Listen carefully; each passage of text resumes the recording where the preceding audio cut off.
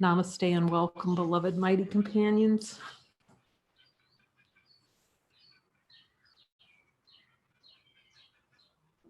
The light circle. The mind training for the infinite light circle unceasing. The light that shines all things. It's a different kind of circle than we were talking. I think you probably heard Janet too before. We were talking about the circle of the Ferris wheel of going around and looking for love in all the wrong places. This is the unending circle of 7 rays of light that shine.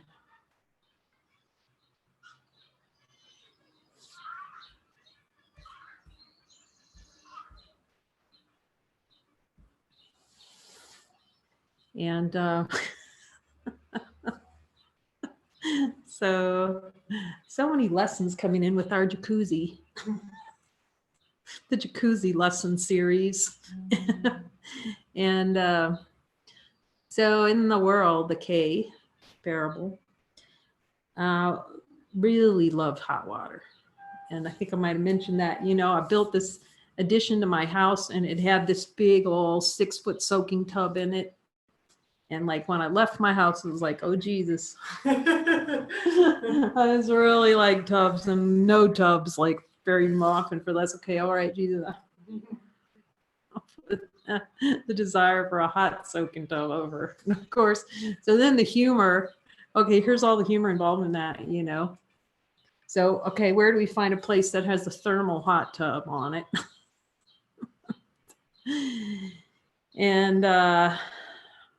And still not enough hot water in the house on a thermal.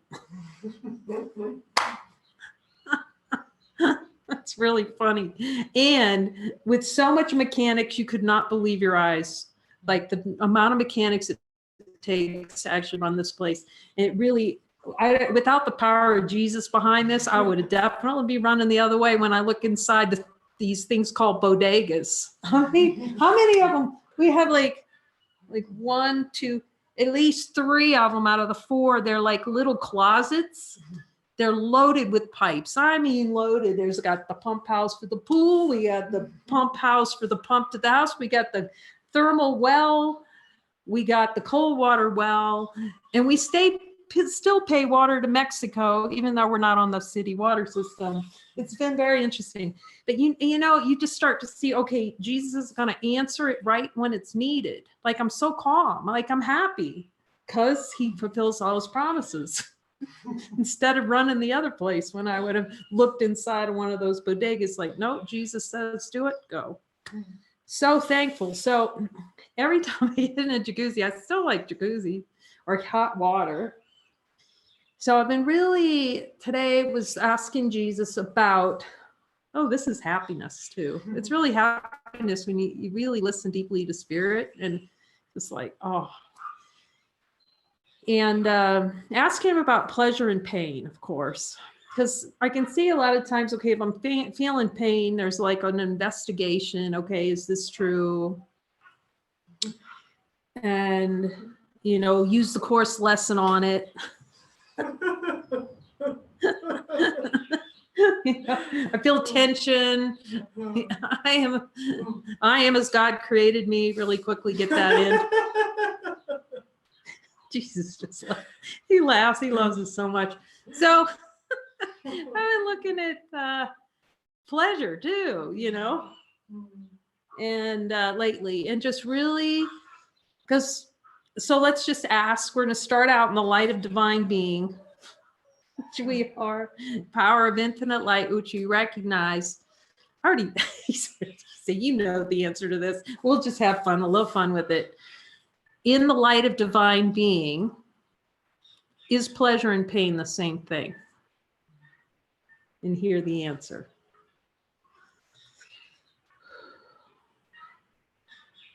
Ego doesn't want to hear that. So it bears some investigation. Both being denials of divinity because they're like these little ping pong polars. you know, so I can ping over here. I can avoid pain and move toward pleasure. You know, if I just have enough pleasure, I won't have pain. You know, it's like that little ping trick. And do pleasure and pain actually exist in the light of being when we look? Pleasure and pain, does that exist in our direct experience in the light of divine being?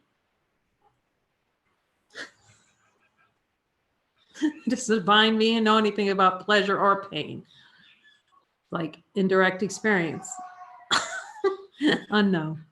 Like, don't know where that is. So then that becomes an opportunity again to see where the denials are using pleasure. So really looking at, because all sensory experience, no sensory experience is true. In the light of divine being, is any sensory experience true? Ego's going, I feel something's going to be taken away. This pleasure, my jacuzzi's going to be lost for. No. At this point, I'm choosing God over a jacuzzi. That's it. You know, if the jacuzzi happens to be there, okay. Thank you, Jesus. I love getting in that hot water. But there's not somebody to get in. We love this sensory experience. I can see I do. So anyway, so it'd be really being present with him about the pleasure experience. The pleasure experience. Is there any, so I'm going to take an example. Is there any desire for experience of pleasure in the jacuzzi anymore? Or experience use that to deny divinity? Oh, he's saying no, so thank you. I think, so I just test with them and just look at where the pleasure is, because it's the same as pain. It's the substitute for the experience of God. As much as I like hot water, or not like it, I even say that, and it feels really empty. Because the joy becomes so, it's no exchange for joy. Divine nature. The light's not looking around. When's the next time I can get in the jacuzzi? Is the light asking that question? No. No. But you can see all the things that go along with that. Anticipation. Getting mad if you can't get in the jacuzzi soon enough. You can see. That's great. I didn't even think about jacuzzi. And then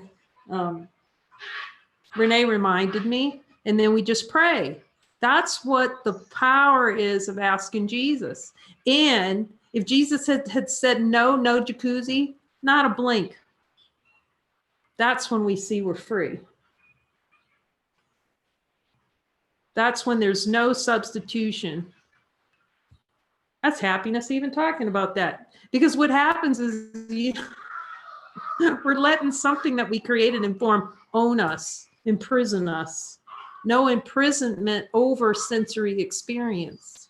That happiness lies in a sensory experience, in pleasure, in a memory.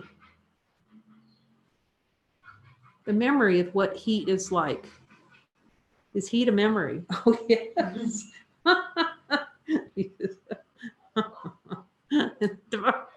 It's so warm. I was with them. I was in there going, okay, so let's just look at this feeling. Because they're always, when I lived up north and it was freezing up there. I just wanted my bones to be warmed up. That was comfort. Yeah, Jesus says there's no problem with anything. See no error. Not an error. Just see where the guilt is in desired experience generates a feeling of guilt. Have no substitutions, false idols, including pleasure is a false idol. A denial of divinity. It denies joy. So if there's a belief that happiness can come from sitting in a jacuzzi or whatever pleasure, it's a denial of infinite being. Not bad that it's, you know, it doesn't, it's a sensory experience. But we're making it happen. That's the humbling thing. We made the jacuzzi. Who's the one who made the jacuzzi and the experience, the sensory experience of being in the jacuzzi? So he's just saying, make no mistakes about your identity over some sensory experience.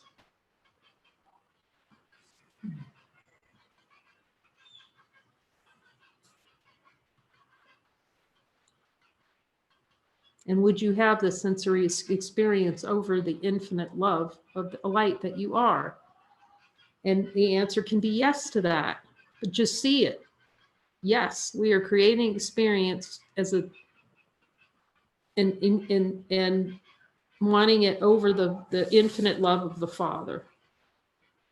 So yes, when I look at, I'll start to look at anything that has a perception of pleasure.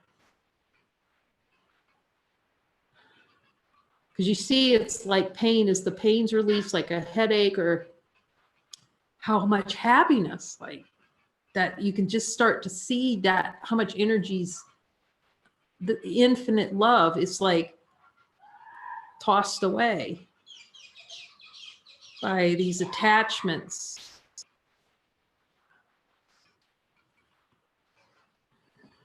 Is there any other pleasure, desire for an experience of pleasure that I need to see?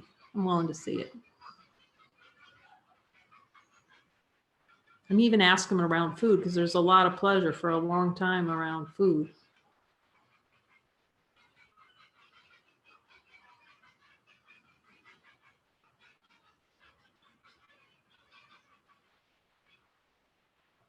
He says when you see it, you can't. It transformed to an expression of infinite love right now. I see God in this tree. I taste God in this food. It's seen in wholeness, not in the fractionation. How do you explain that?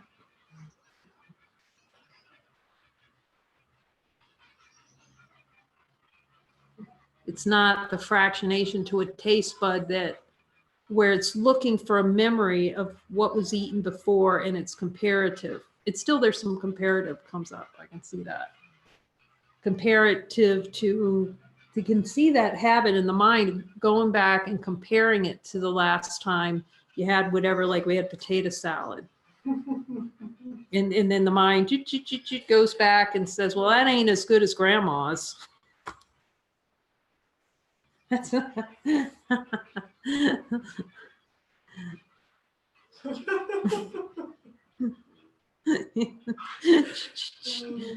you know, this isn't as good as lunch yesterday. You know, I just immediately out of the infinite beingness into comparison. Yet we can see, do comparisons even so change the light of divine being? No.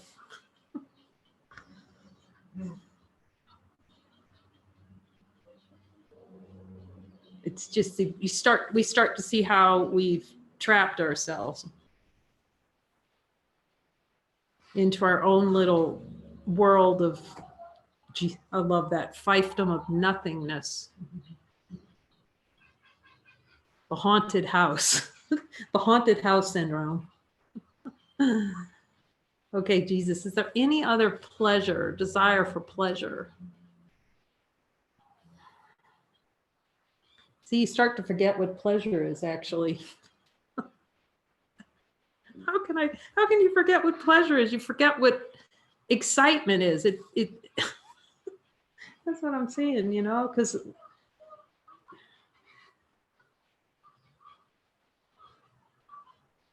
he's so right that we have forgotten what really happiness is, because it's so affiliated with avoidance of pain and with pleasure. There's such an experience, a desire for the experience of happiness, seemingly through an objective experience, through eating food or through, and then avoiding pain and death by eating another kind of food. how these things completely bypass what's here: infinite love, happiness, joy.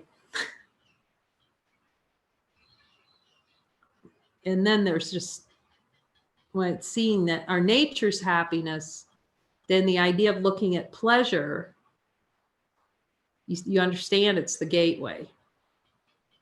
Where am I seeking pleasure in form? Through an objective experience. And it's not to say Jesus doesn't call for an ice cream cone or a Coca-Cola. All of a sudden, like, I want Coca-Cola. I don't know. You know, I'm walking down Coca-Cola. There's just no trade-in for divinity with it. I'm going to even look at that. Jesus is there. Denied divinity through Coca-Cola. He says no. So I just asked Jesus, have him fill me in on all the places where there's like pleasure.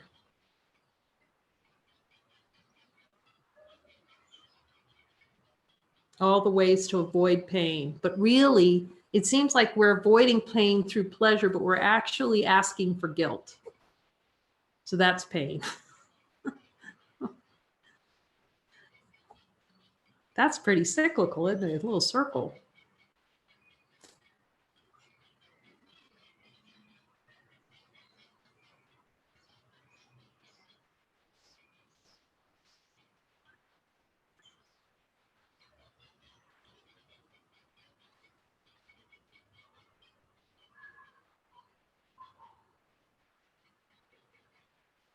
Can the infinite light of being that's here be limited by any sensory experience? In our direct experience, the taste buds,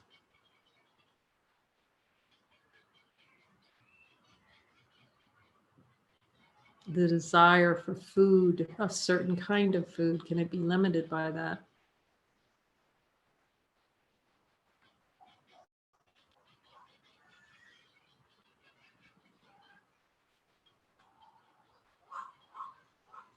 It's like that itch, the itch for chocolate, the itch for ice cream, which is actually the itch to say no to who we are right now, infinite being, infinite happiness.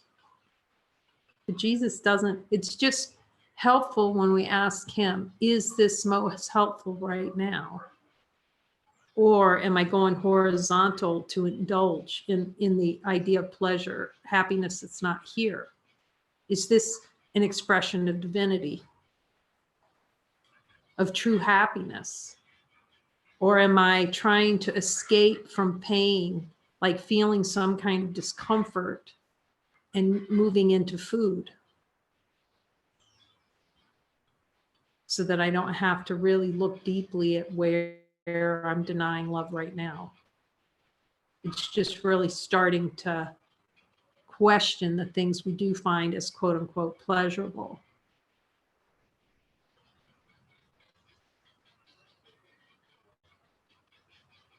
And again, be willing to question everything, even the jacuzzi where it feels really warm, or some kind of food that we like, or because we've created something where that belief in sacrifice is so however this arises in consciousness creates this.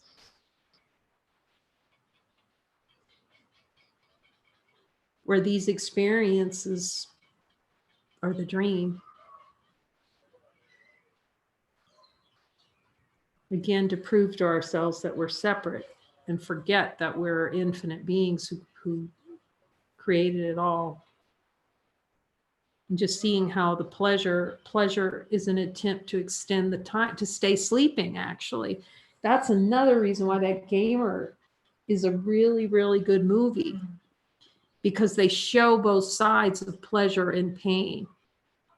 You know, because he's like in a war game, shooting up and killing and all this sort of stuff. And we think killing is killing a body, but they really showed the other side where they became avatars. Like their minds would be taken over by someone, and that someone would have them do things like sexual acts or dancing or partying. And to see it's the same.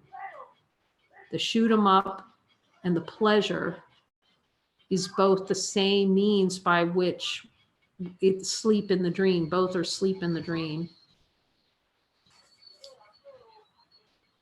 Partying. I mean, it really makes waking up seem mighty not so good. To the ego, it isn't good. To the idea of a personal identity, it doesn't sound good at all, because it shows those pleasure and pain to be false. And pure, unbridled, infinite happiness is all there is.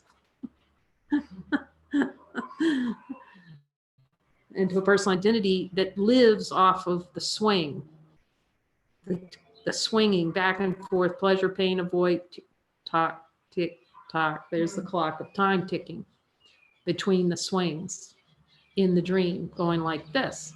Well, we just noticed, what's the light doing while the tick tock's happening? Infinite light in our experience is the movement. Does the infinite light move or get involved in pleasure or pain? Tick tock.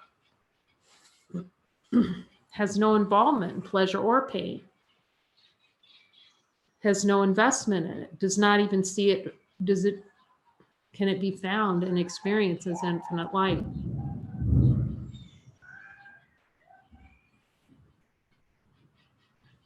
That's where the all peace is.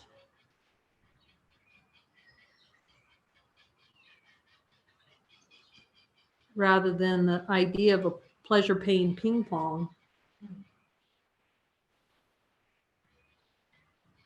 The ping pong of pleasure and pain.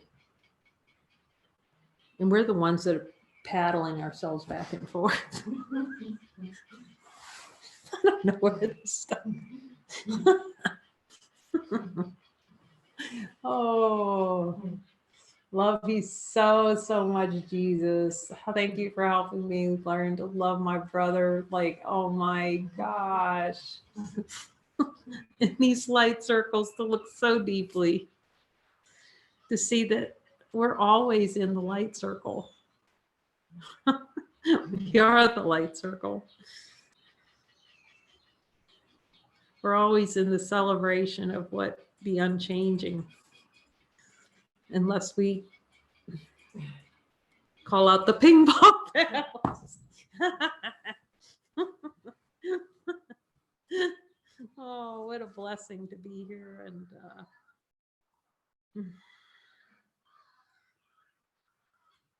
amen.